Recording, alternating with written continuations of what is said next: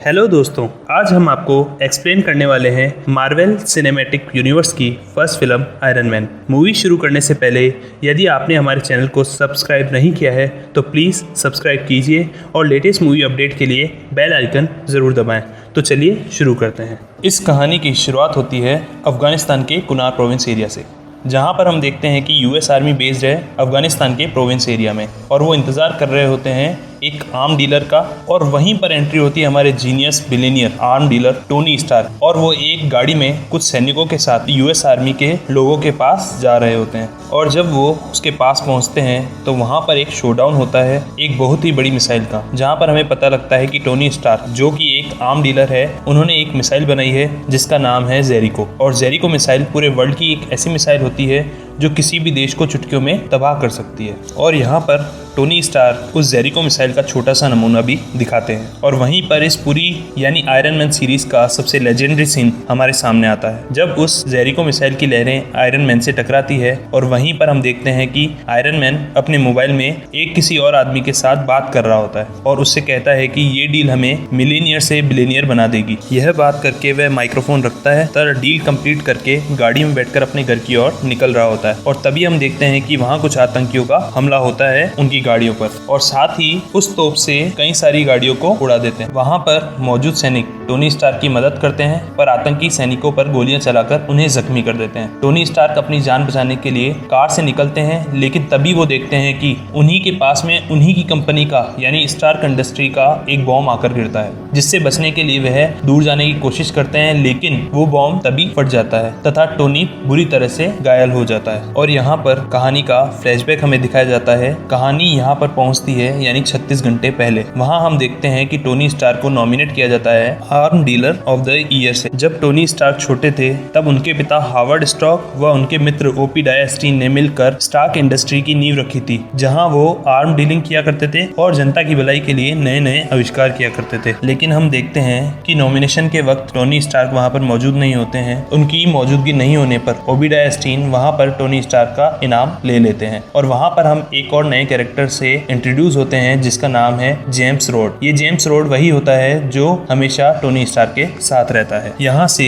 Scene shift होता है Tony Stark की तरफ, जो कि एक बड़े कैसीनो में जुआ खेल रहा होता है। तब वहाँ जेम्स रोड आता है और उसे इनाम देता है। तब टोनी स्टार्क उस इनाम को लेने से मना कर देता है और कहता है मेरे पास इस इनाम को रखने के लिए घर में जगह नहीं है। और वहाँ मौजूद कुछ एक्टर्स को वो इनाम देकर वहाँ से आगे बढ़ जाता है। लेकिन तभी वहाँ पर एक जर्नलिस्ट जिसका नाम होता है क्रिस्टीन एवरहार्ट, वो आकर टोनी स्टार्क से इंटरव्यू लेने की कोशिश करती है। उनसे कहती है कि जो आप व्यापार करते हैं बंदूकों के लेन देन का, ये इस पूरी दुनिया के लिए सही नहीं है। इसके जवाब में टोनी स्टार्क कहता है कि एक ना एक दिन ऐसा होगा जब विश्व युद्ध छिड़ जाएगा, और जब हमारे पास बंदूकें एवं हथियार नहीं होंगे तो हम अपने ही लोगों की सहायता कैसे कर पाएंगे। और इन्हीं बातों के चलते उन दोनों के बीच में अट्रैक्शन होता है और टोनी स्टार्क क्रिस्टीन को अपने घर ले जाता है, जो कि होता है मलिबू के कैलिफोर्निया में, जहां वो दोनों रात बिताते हैं। और जब टोनी स्टार्क की नींद खुलती है तब वहां पर उसकी पर्सनल असिस्टेंट जिसका नाम होता है पेपर पोर्ट्स वहां पर आती है और उससे कहती है कि सर, आज आपकी बहुत बड़ी डील है अफगानिस्तान में, साथ ही आपका पर्सनल जेट भी आपका इंतजार कर रहा है, तो मैं चाहती हूँ आप जल्दी से जल्दी तैयार हो जाएं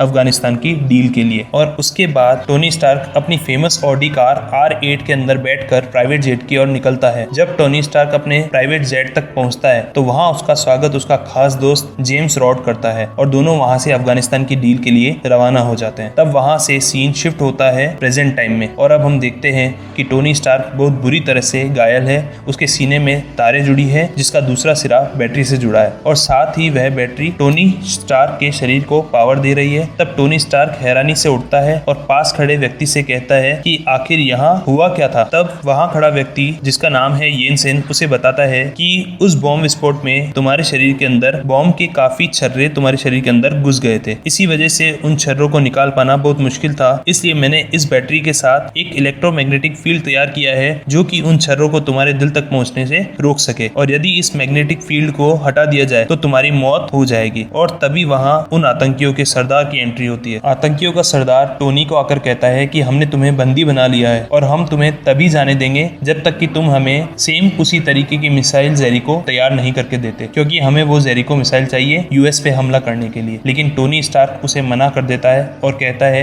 ये जेरिको मिसाइल तुम जैसे आतंकवादियों के लिए मैं नहीं बनाऊंगा। तब वो आतंकी उसे बाहर लेकर आता है और उसको दिखाता है कि हमारे पास तुम्हारी कंपनी के बनाए हुए सारे हथियार मौजूद हैं। जिन हथियारों को तुम यूएस आर्मी और अन्य लोगों को बेचते हो वो सभी आकर हमें काफी महंगे दाम में ये बेच कर जाते हैं। अब हमें उस जेरिको मिसाइल का असली नमूना चाहिए और अगर तुम अपनी जान बचाना चाहते हो तो उस जेरिको मिसाइल का दूसरा नमूना तुम्हें हमें बनाकर दिखाना होगा, हम तभी तुम्हें यहाँ से जाने देंगे। टोनी फिर से गुफा के अंदर आ जाता है और अंदर येनसेन से पूछता है कि क्या तुम्हें यहाँ से बाहर निकलने का रास्ता पता है। तब येनसेन उसे बताता है कि यह एक पहाड़ी इलाका है और तुम्हें यहाँ से कोई भी नहीं बचा सकता। तुम्हारी आर्मी या जेम्स रोड भी तुम्हें ढूंढे तब भी वो तुम्हें यहाँ से बाहर नहीं निकाल सकते, क्योंकि ये काफी छुपा हुआ इलाका है और इसका नेतृत्व कर रहा है टेंड्रिंग। अब टेंड्रिंग यहाँ पर कौन है इसका खुलासा हम आगे कहानी में करेंगे। तब टोनी स्टार्क येनसेन से पूछता है कि तुम्हारी फैमिली में कौन कौन है। जवाब में येनसेन कहता है कि मेरी फैमिली में मैं, मेरी वाइफ और मेरे बच्चे हैं और मैं भी तुम्हारी तरह आविष्कार का काम जानता हूँ। तब टोनी स्टार्क कहता है कि वैसे तो मेरी फैमिली में कोई नहीं, लेकिन मेरा ड्राइवर और मेरी पर्सनल सेक्रेटरी को ही मैं अपनी फैमिली मानता हूँ। मुझे जल्द से जल्द उन तक पहुँचना है। तब येनसेन उसे एक प्लान बताता है। वो उसे कहता है कि अगर हम एक ऐसा सूट बना ले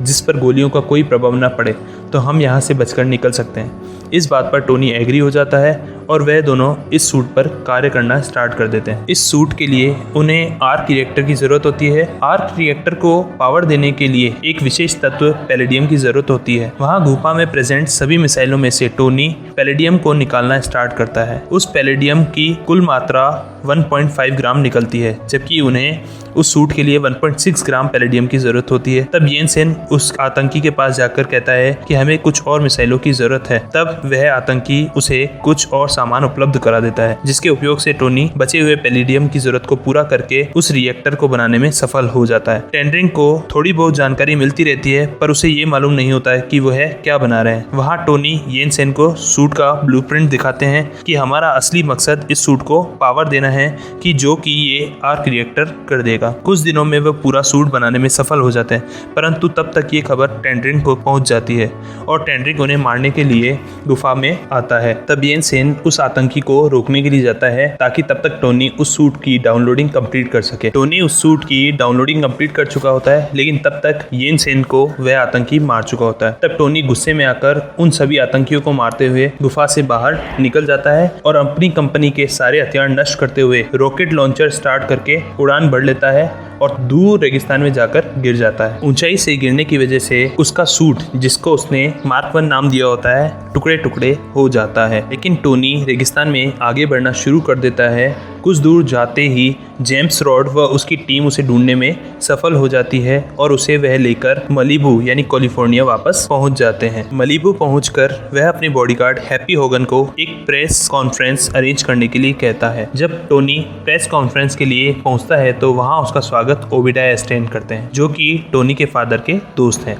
जब टोनी प्रेस कॉन्फ्रेंस में पहुंचते हैं तो वहां सभी लोग उससे बहुत सारे सवाल करते हैं और वह जानना चाहते हैं कि अफगानिस्तान में उसके साथ क्या हुआ और वहां से वह कैसे बच के निकला। तब टोनी नीचे बैठ जाता है और बाकी लोगों को भी बैठने के लिए कहता है और बताता है कि अफगानिस्तान में मुझे कुछ आतंकियों ने पकड़ लिया था और मेरे ही बनाए गए हथियारों से मुझ पर हमला भी किया था। और यह बताने के बाद वह एक बड़ा खुलासा करता है कि मैं अपनी इंडस्ट्री, जो कि आर्म डीलिंग करती है, उसे बंद करने जा रहा हूँ और मैं जो भी हथियार मिसाइलें बनाया करता हूँ वो बनाना बंद करने जा रहा हूँ। उस बात को संभालने के लिए ओबिडाया वहाँ आते हैं और कहते हैं कि अफगानिस्तान में हुए हमले से टोनी को सदमा लगा है, जिससे वह बहकी बहके बातें कर रहा है। मैं टोनी से बात करने की कोशिश करूंगा। तब वह टोनी के पास जाकर पूछता है कि वहाँ क्या हुआ और तुम कैसे बचे। तब टोनी ओबिडाया को बताता है कि मुझ पर आतंकियों ने हमला कर बंदी बना लिया था तथा जेरिको मिसाइल का नमूना तैयार करने के लिए कहा, लेकिन मैं एक आयरन सूट बनाकर वहां से भागने में सफल हुआ। उस आयरन सूट का एनर्जी देने के लिए मैंने एक आर्क रिएक्टर का निर्माण भी किया तथा शर्ट उतार कर उसने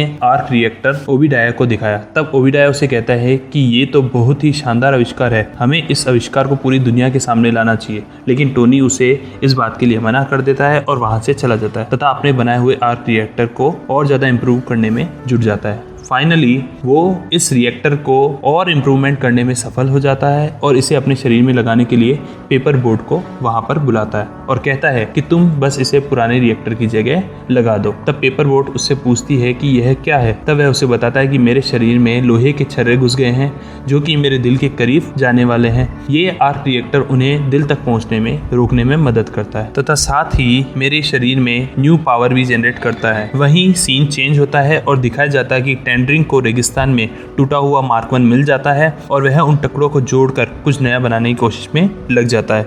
वहीं टोनी अपने घर के बेसमेंट में नए सूट को बनाने में लग जाता है जिसका नाम वह मार्क 2 देता है। इस सूट में वह जूतों में विशेष प्रकार के सिलेंड्रिकल रॉकेट लगाता है जो उसे हवा में उड़ाने के लिए सक्षम थे। इससे वह सफल हो जाता है और मार्क 2 सूट को कंप्लीट कर लेता है। मार्क 2 की शक्ति का अनुमान लगाने के लिए वह उड़ान बढ़ता है और अपने कंप्यूटर जेविस को फुल पावर जनरेट करने के इंस्ट्रक्शन देता है। तब टोनी आसमान में बहुत ऊंचाई तक पहुंच जाता है। 81,000 फुट की ऊंचाई तक पहुंचने के बाद उसका सूट ठंडा पड़ने लगता है जिसके कारण सूट पर बर्फ जमा होने लगती है और उसका कंप्यूटर बंद हो जाता है और वह नीचे गिरने लगता है। कुछ नीचे आने पर वह अपने कंप्यूटर को शुरू होने के आदेश देता है और थोड़ी ही देर में जेविस स्टार्ट हो जाता है जिससे मार्क 2 को फिर से इलेक्ट्रिसिटी मिलती है और वह पुनः उड़ने लगता है और वह फिर से अपने घर लौट आता है। घर आने पर वह देखता है कि वहाँ पेपर बोट ने उसके लिए गिफ्ट रखा है। गिफ्ट पर बड़े अक्षरों में iron man has a heart लिखा होता है जिसके अंदर टोनी का पहले वाला आर्क रिएक्टर होता है जिसे पेपर बोट ने अपने हाथों से निकाला था। इसे देखकर टोनी बहुत खुश होता है। अब टोनी को यह मालूम हो जाता है कि ज्यादा ऊंचाई पर जाने से बर्फ जमा होने के कारण सूट काम करना बंद हो जाता है, इसलिए वह उसकी मेटलिक डिजाइन को चेंज करता है और उसमें टाइटेनियम और सोने की धातु का उपयोग करता है और इस तरीके से डिजाइन चेंज करता है ताकि ज्यादा हाइट पर जाने पर भी उस पर बर्फ जमा ना हो। तभी टीवी में एक न्यूज आ रही होती है कि ओबिडाया स्टीन ने कैलिफोर्निया में एक शानदार पार्टी आयोजित की है जहाँ टोनी को इनवाइट नहीं किया गया। तब उसे यह पता चलता है और वह अपनी ऑडी कार लेकर उस पार्टी में पहुंचता है जहां पर उसे पेपर बोट भी मिल जाती है। वो दोनों वहां पर कुछ खास पल साथ में बिताते हैं। जब वह साथ में डांस कर रहे होते तब वहां पर क्रिस्टीन एवरहार्ड भी आती है। वह टोनी स्टार्क को बताती है कि जिस जेरिको मिसाइल को तुमने यूएस आर्मी को बेचा था, अफगानिस्तान के एक गुलमीरा गाँव में ऐसी कई मिसाइलों पर काम चल रहा है। तब टोनी को बहुत गुस्सा आता है क्योंकि जब उसने गुलमीरा में मिसाइल नहीं बेची तो उसे किसने बेचा, इसका सीधा शक उसे ओबिडाया स्टीन पर होता है। तब वह ओबिडाया से जाकर पूछता है कि तुमने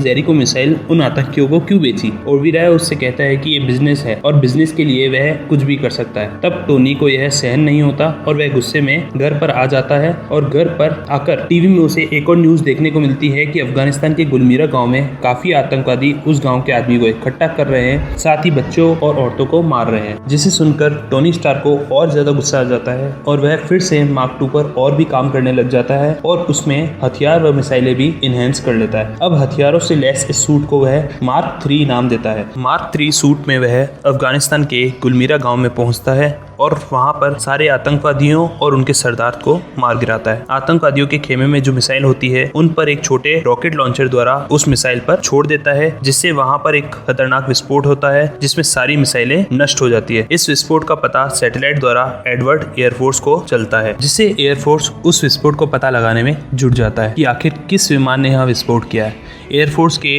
पायलट उस विमान को खोजने की कोशिश करते हैं लेकिन असफल होते हैं क्योंकि वो विमान ना होकर आयरन मैन होता है जो कि आकार में बहुत छोटा होता है। तब आयरन मैन यानी टोनी अपने दोस्त जेम्स रोड को फोन करता है और उससे बताता है कि ये विमान कोई और नहीं वह खुद है। तुम अपने साथियों को यहाँ से हटाओ और मुझे यहाँ से जाने की इजाज़त दो।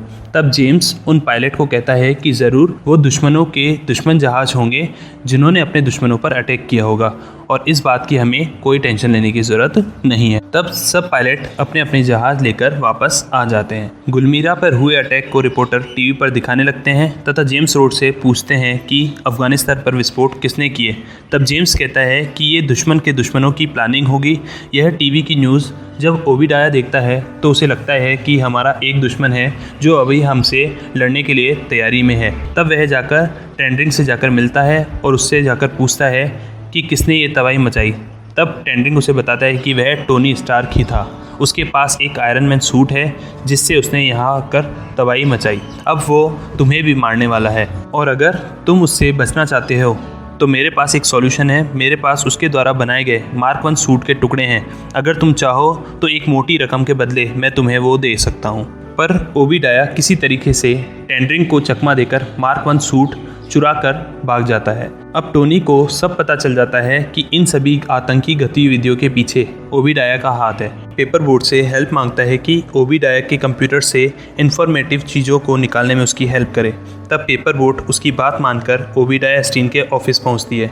वहां पर किसी को न पाकर वह उसके कंप्यूटर से डेटा को कॉपी करने लगती है, जहां उसे एक और फाइल मिलती है जिसमें उसे पता चलता है कि ओबीडाया के आदेश से ही टोनी पर आतंकियों ने हमला किया था ताकि टोनी उसके रास्ते से हट जाए। जब पेपर बोट वहां से डेटा लेकर निकल रही होती है तभी वहां पर ओबीडाया आ जाता है, पर पेपर बोट उसे बातों में उलझाकर वहां से निकल जाती है। लेकिन कंप्यूटर देखकर ओबीडाया को समझ आ जाता है कि पेपर बोट सारी जानकारी लेकर जा चुकी है। और तब हम एक और कैरेक्टर से इंट्रोड्यूस होते हैं जिसका नाम होता है फीट कॉल्सन।